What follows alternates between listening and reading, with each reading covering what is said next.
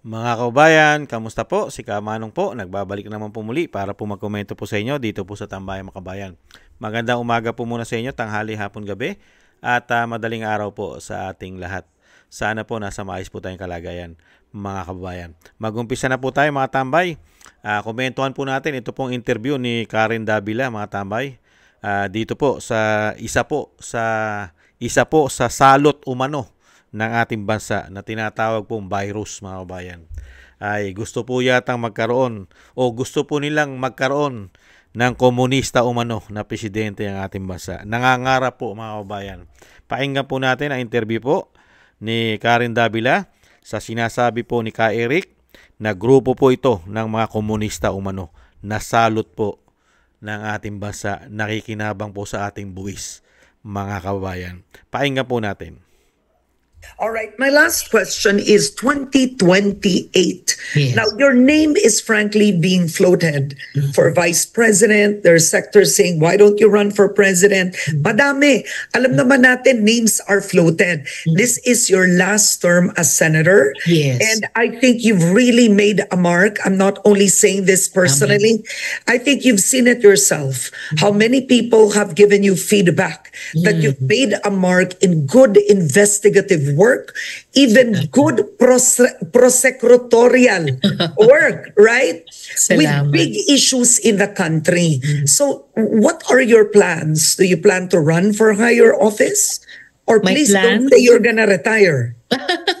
When I retire, Karen, from politics, babalik talaga ako sa theater and music. Oh And my, plan- okay. Oh, talaga, Oo. promise, mark my word. And my plans that I'm implementing right now are to work on unifying the opposition para mag-rally around kami sa strongest, most popular, most winnable possible slate namin of candidates for 2028. Simula presidente, vice-presidente, hanggang full slate ng mga senador, as many district and party list nominees as we can run, as many local government officials as we can run. Oh. But you will run. You still don't know what post. Is that fair?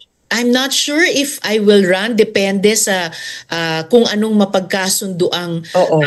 mga posisyon sa slate at kung magiging isa ako doon. Basta ang pinaka-priority ko sa ngayon ay magkaisa kami sa oposisyon at mag-rally around kami sa common slate na iyon. Oh, but it's also hard not to be in the public eye. You've seen the effort of Bam Aquino and Kiko Pangilinan when you're out of the public eye for a long time. Well, but that's why I'm happy na ikinampanya at ipinanalo namin ang mga katulad nila at mga partido tulad ng Akbayan, yung kaalyado naming ML. There are other party lists still around like Magdalo, aktibo pa rin sa politika, sa public eye, kahit wala sa formal politics pero kumikilos pa rin para sa pagbabago. So these are the forces na I'm really working with to hopefully to unify and beyond, hindi lang yung mga kakampings, plus talaga ang kailangang magkaisa para lumaban at para manalo. Okay, all right. But I'm curious, Vice President, President, has it been floated to you? I hear the Yeah. talk Yes. around. Yes, I do. Yes, and are you open for any of those posts? Well, gaya ng sinagot ko sa isang press con Q&A, bukas ako. And I ask all of us in the opposition to remain open. Kasi kailangan talaga magkaisa sa pinakamalakas na slate na kaya naming ilaban para manalo. All right. On that note, thank you so much, Senate Deputy. Ano po mga tambay? Ipagpasalamat mo sa Comelec umano. Hindi naman boto ng taong bayan umano ang nakuha nyo. Boto po yata ng Comelec. Hindi kaya? Doon po kayo magpasalamat. At ngayon, alam na alam po natin kung anong grupo sila mga kabayan. Hindi po ba? At alam na alam po natin mga tambay, itong grupo na ito ay mga salot umano ng lipunan. Nagpahirap po sa atin at sa ating bansa umano. Ang pera po na ating buwis na nakukuha po nila ay hindi po natin alam kung saan po napupunta umano. Unang-una, wala pong mga resibo yan. Hindi natin alam mga proyekto ng mga hayop na yan, umano. Ngayon, magsasama raw po ang oposisyon. Ang tanong po natin, may oposisyon pa ba ngayon? May oposisyon pa po ba? Oposisyon po ba ang Makabayan Black ngayon? Oposisyon po ba si Antivirus o si Virus o si Senadora Hontiveros? Oposisyon po ba siya ngayon? Nakakita po ba siya ng korupsyon na administrasyon ngayon? Katulad po nila Bam Aquino, ni Kiko. Sige nga. Oposisyon ba sila ngayon? Nagtatanong lang po. Hindi po ba? Oposisyon po yata sila kay Sara sa mga Duterte. Yun po yun. Hindi po ba? Ang gusto nga po natin mangyari mga tambay, bistadong-bistado na po natin itong grupo na ito. Ngayon po kasi mga kabayan, nabisto po silang lahat. Nakita po ng taong bayan, nakita po ni Kamanong ang grupo ng mga salot ng lipunan sa ating bansa. Itong grupo na ito ay magkakasama pala umano. Magkakasama pala umano. Ang pula, ang red, ang pula, ang yellow, ang pink, ang liberal, ang komunista, Makabayan Black, at mga oligarkiya umano. Magkakasama pala sila. Iisang dugo pala sila umano. Dugong mga magnanakaw kaya? Dugong salot kaya umano? Mga kabayan, nakita po natin, sama-sama. Nakita nyo po, lahat sila. Iisa na po sila ngayon. Iisa na po sila na adhikain. Pagsamantalahan, pagharian ang ating bansa, mga kababayan. Hindi po ba? At syempre po, hindi po ipahihintulot po yan ng may kapal na maghari po ang mga komunista sa ating bansa umano. Hindi po ba?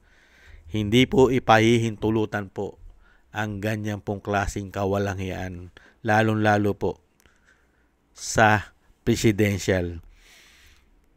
Dahil ipinakita na po ang tunay na mga kulay nila. Kaya po nahandyan si Bangag at si Bongit para po ipakita sa sambayan ng Pilipino kung anong klaseng mga politiko po ang mga hayop na yan umano. Hindi po sila totoong lingkod bayan. Puro pang sariling interest lang po yata ang kanilang layunin at ang pera ng mga Pilipino. Hindi kaya, mga kabayan? At syempre tayo naman po inananalangin at umaasa na makabalik po ang Duterte sa kapangyarihan sa pagiging presidente ng bansa.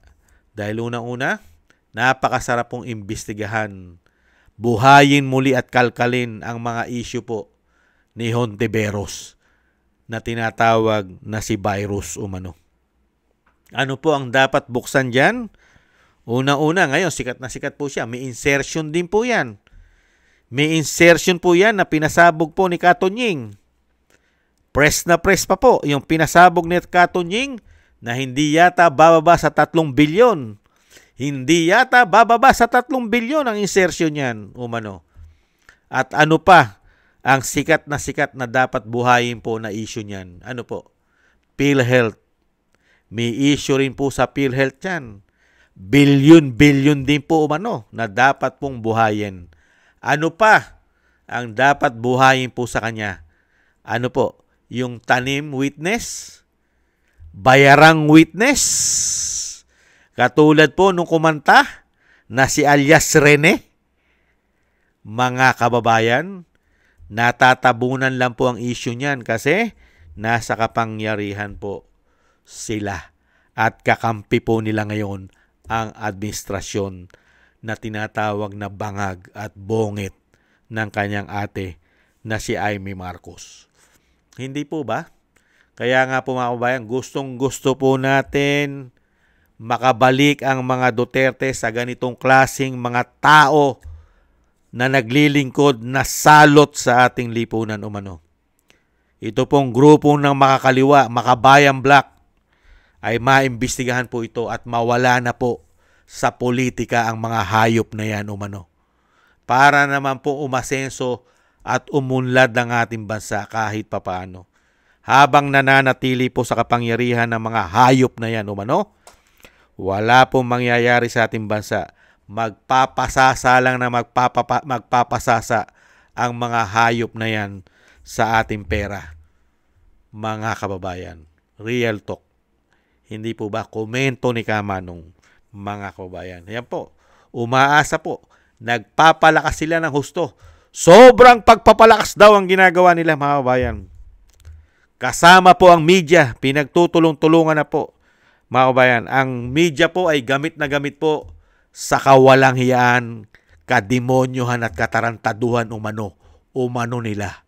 Gamit na gamit po ang mainstream media yata, mga kabayan, sa mga kademonyohan ng mga makakaliwa. Di po ba? Mga sakim sa kapangyarihang mga politiko? Hindi kaya? Gamit na gamit ang mainstream media umano. Kaya yan po, mga tambay, ang ambisyon, nag-aambisyon po maging presidente ang isang komunista umano at makakaliwa at ubod ng dami ng issue na dapat pong imbestigahan pagdating ng tamang panahon sa kanila umano. Nag-aambisyon pa, mga kabayan. Talagang gagawin po nila lahat. Dahil po ngayon, ang panahon po ngayon sa ating bansa ay puro po kasamaan ng umiiral umano. Napakahirap humanap ng hustisya sa panahon ngayon.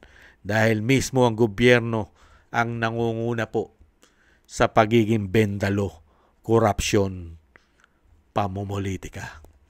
Maraming salamat po sa nagusto po natin tambayang makabayan sa YouTube at TikTok. At ganoon din po sa mga nagko-comment, like, share, and subscribe. Sa mga subscribers po natin, sa mga nagbibigay po ng tulong at biyaya, thank you po sa inyo sa mga tulong po.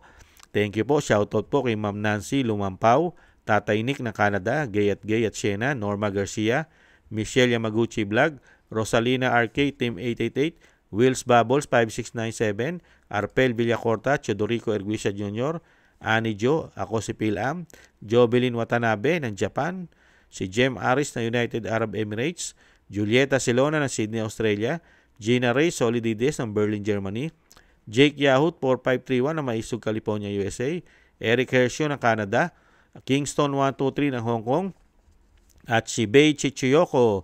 Thank you po sa inyo, mga kabayan. Ingat po kayo, lalong-lalo po sa inyo pong paggawa. At syempre po yung panalangin at dasal po natin na tayo pong lahat ay maingatan sa kapahamakan at ang pamilya Duterte rin po ay maingatan sa kapahamakan. At madugtungan pa po ang buhay at kalakasan ng dating Pangulong Duterte. At makalabas na po siya sa lalong mabilis, mga kabayan. Thank you po, mga kabayan, sa mga dasal. Happy holiday po. Happy holidays, mga kabayan. Ilang tulog na lang po. Ingat po tayo. Bye-bye.